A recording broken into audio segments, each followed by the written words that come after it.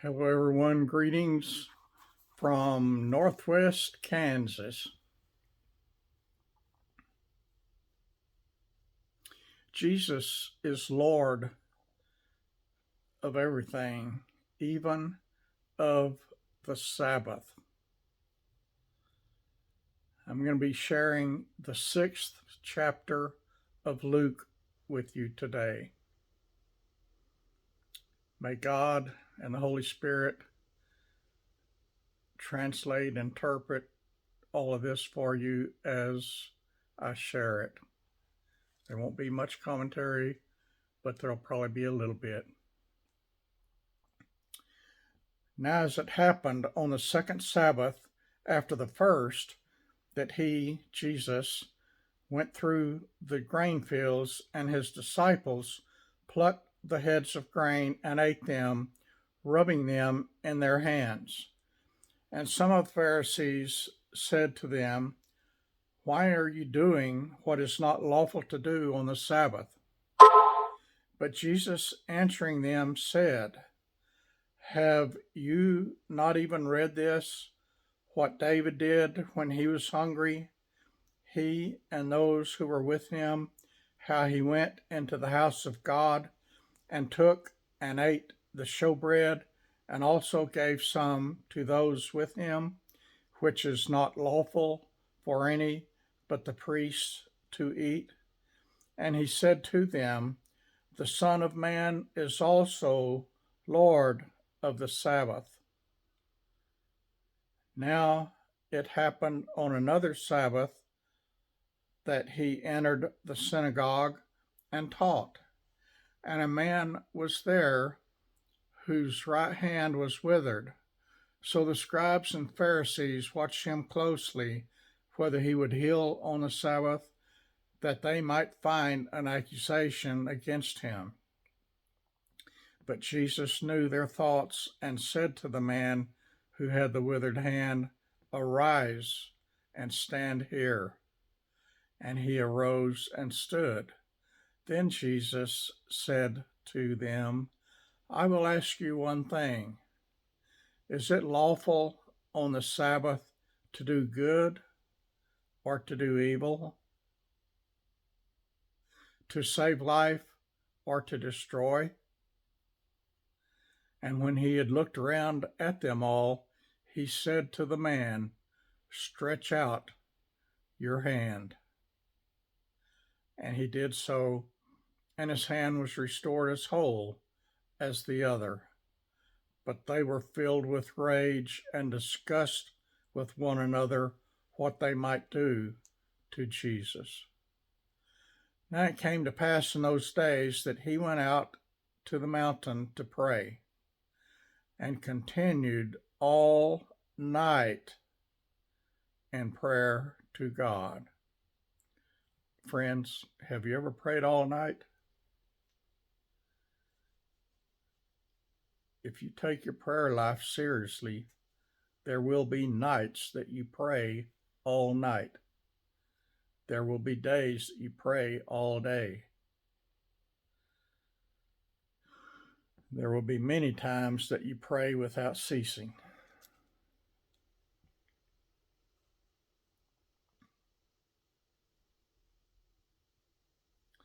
And when it was daytime, Jesus called his disciples to himself, and from them he chose 12, whom he also named apostles: Simon, whom he named Peter, and Andrew his brother, James and John, Philip and Bartholomew, Matthew and Thomas, James the son of Alphaeus, and Simon called the Zealot, Judas the son of James, and Judas Iscariot, who also became a traitor. And Jesus came down with them and stood on a level place with the crowd of his disciples and great multitude of people from all Judea and Jerusalem, and from the seacoast of Tyre and Sidon, whom came to hear him, and he healed and be healed of their diseases, as well as those who were tormented with unclean spirits, and they were healed. And the whole multitude sought to touch him, for power went out from him, and he healed them all. Then Jesus lifted up his eyes toward his disciples and said, Blessed are you who are poor, for yours is the kingdom of God. Blessed are you who are hungry now, for ye shall be filled. Blessed are you who weep now, for you shall laugh. Blessed are you when men hate you, and when they exclude you, and revile you, and cast out your name as evil, for the Son of Man's sake. Rejoice in that day and leap for joy, for indeed your reward is great in heaven. For in like manner their fathers did to the prophets. But woe to you who are rich, for you have received your consolation. Woe to you who are full, for you shall hunger. Woe to you who laugh now, for you shall mourn and weep. Woe to you when all men speak well of you, for so did their fathers to the false prophets. But I say to you who hear, love your enemies. Do good to those who hate you. Bless those who curse you, and pray for those who spitefully use you. I know praying for people like that is hard, but when you start doing it, you will find out it's easy and the reward is great. And we're commanded to do it, so do it.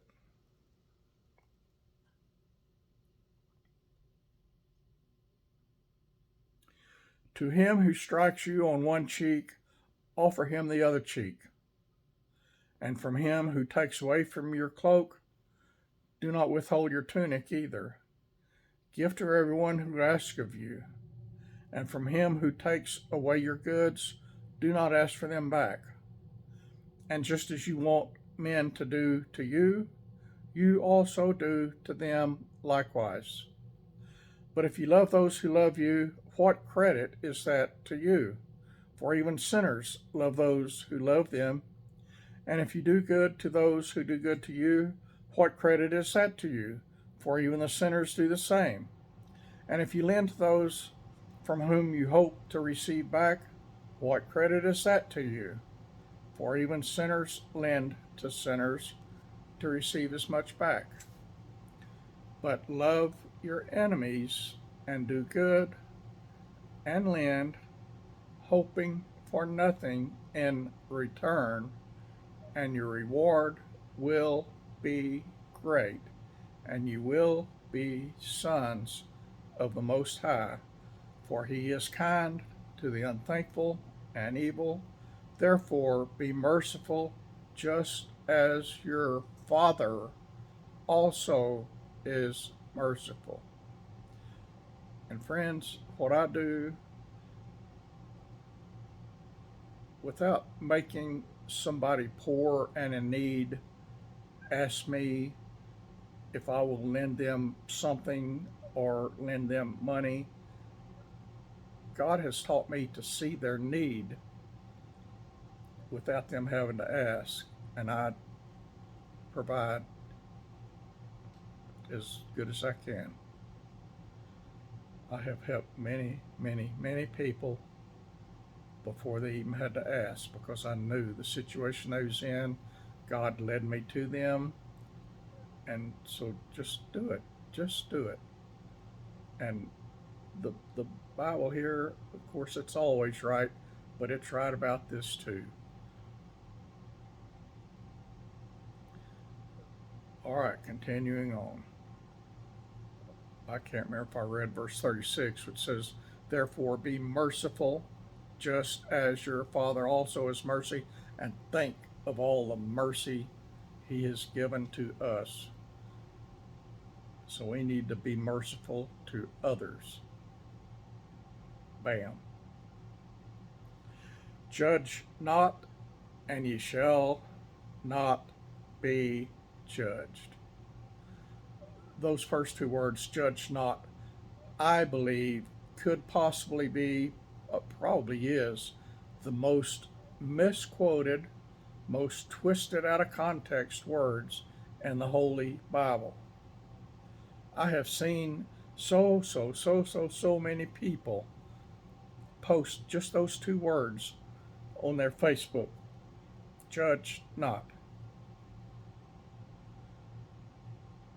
But there's a whole lot more that Jesus himself said about that. And there are lessons that Jesus taught. Some are right here that I'm fixing to read to you. And there are other lessons about judging that Jesus himself taught. We are commanded to judge, but in a Christ-like manner, and not to destroy somebody, but so that souls might be saved. We are commanded to point out sins in people's lives so that they might be saved. But there are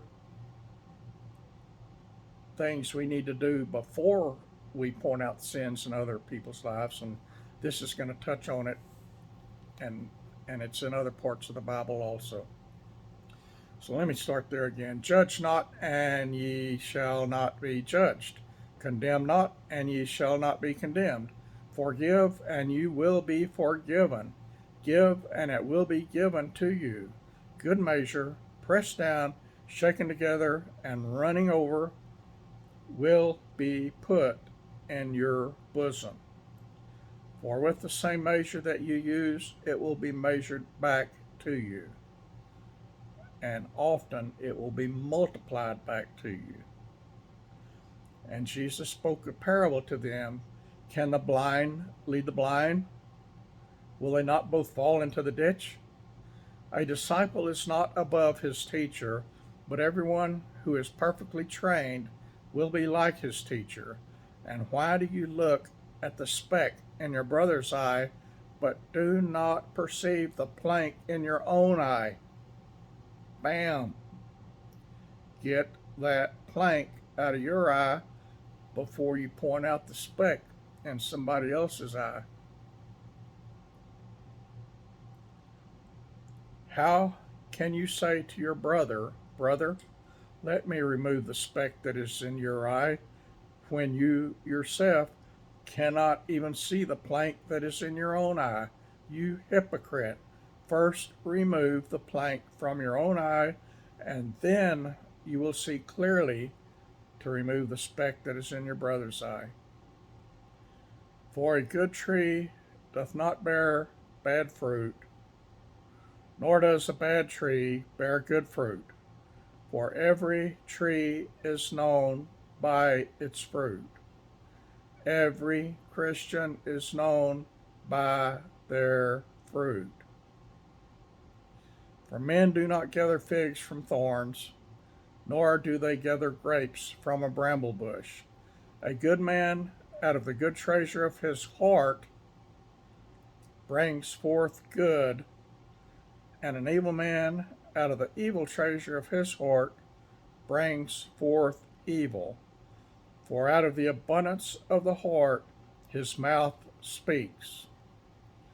But why do you call me Lord, Lord, and do not the things which I say?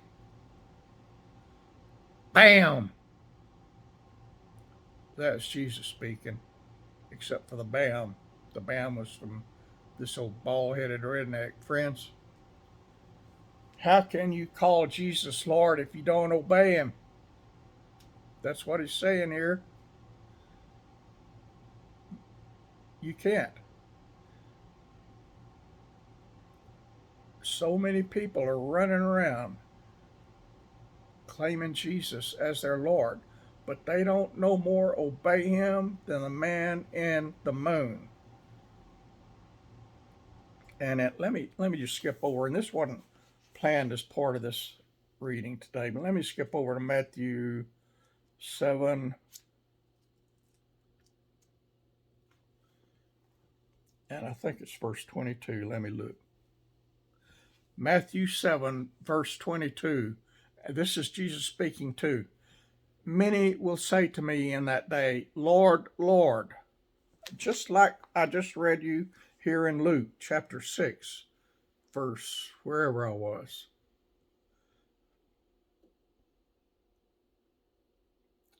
Verse 46. Why do you call me Lord, Lord? Back to Matthew 7:22. Many will say to me in that day, Lord, Lord, have we not prophesied in your name, and cast out demons in your name, and done many wonders in your name? And this is Jesus speaking, then I will declare to them, I never knew you. Depart from me, you who practice lawlessness. Friends,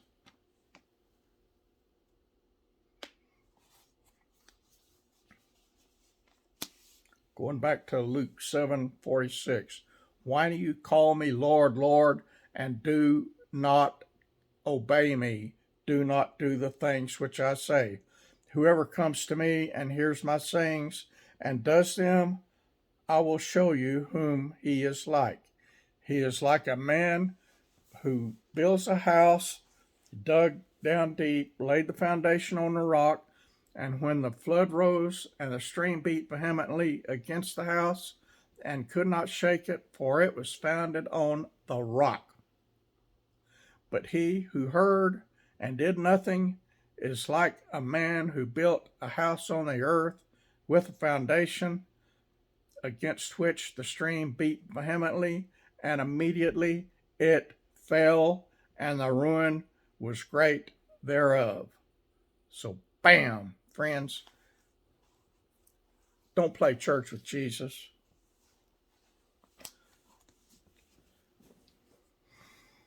Don't call him Lord, Lord, unless he's your Lord, Lord, and you obey him. You cannot call him Lord, Lord, unless you are obedient to him and share him.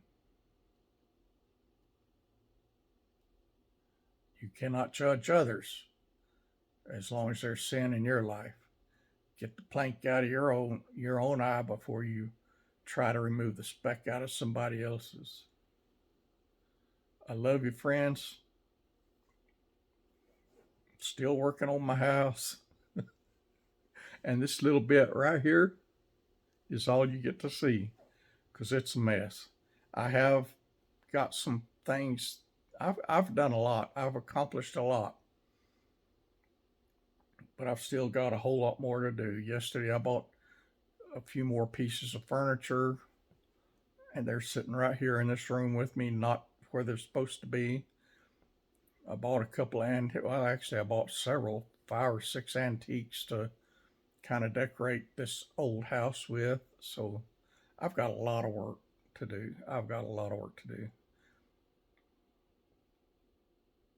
You'll get to see it as soon as I get it all put together. And the spare bedroom here is my storage room right now. It's full of stuff that I need to find a new home for and put it in its new place. Well, actually, this room is kind of full of stuff like that too.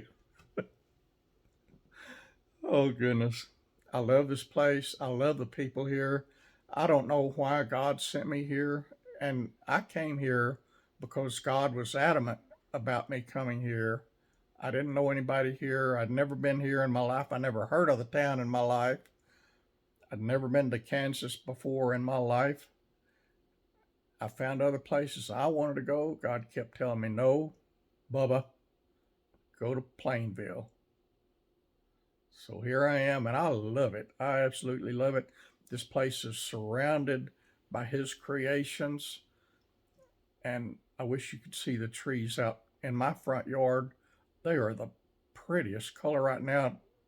The leaves turning for autumn. They're orange and yellow and red and brown, and they're just beautiful.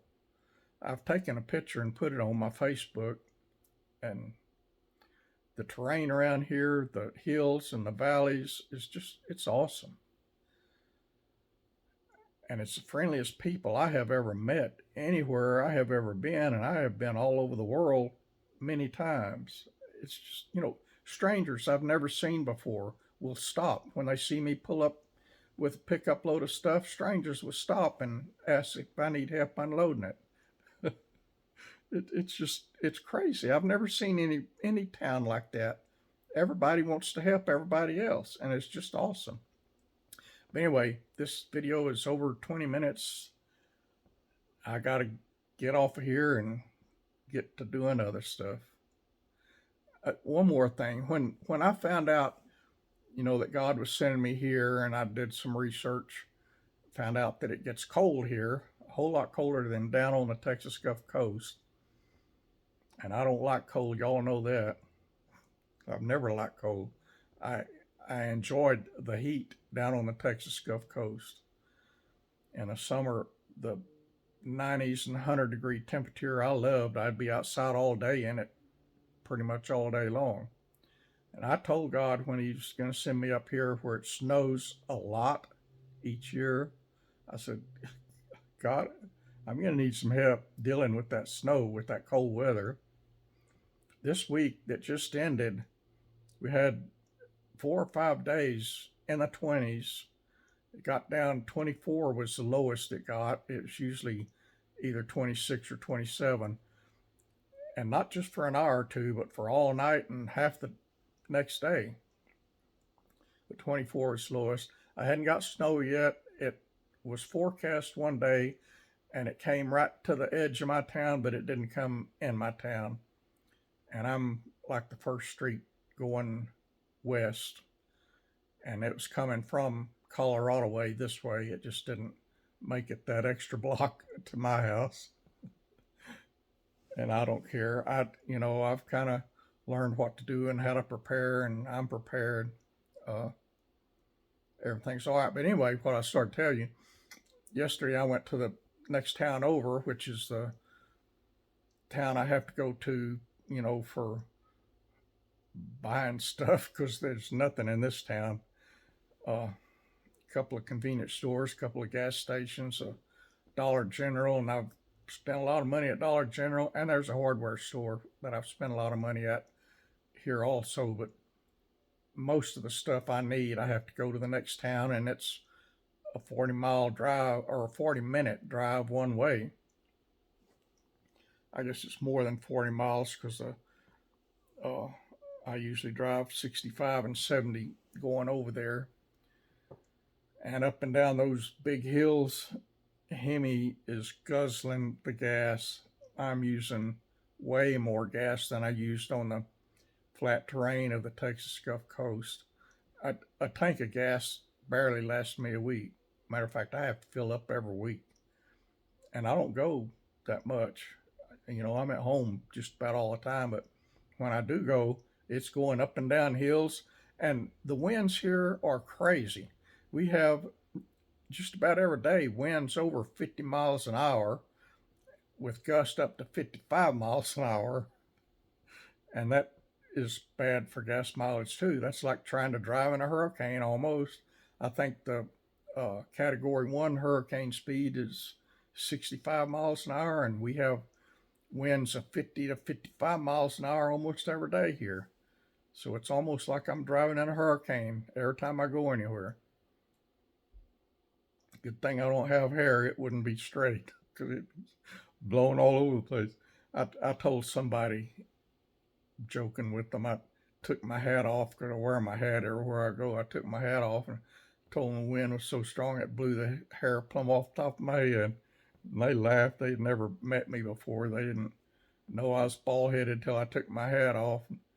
I told them the wind was so strong it blew the hair plumb off the top of my head. But anyway, I'll let y'all go. I could sit here and just chat all day, but got stuff to do, and I don't want a video that's going to be so long nobody will pay attention to it. I love you. Y'all share Jesus. I really sense that the rapture is so near. The world, this country is so messed up. I think Jesus is pretty much fed up with it.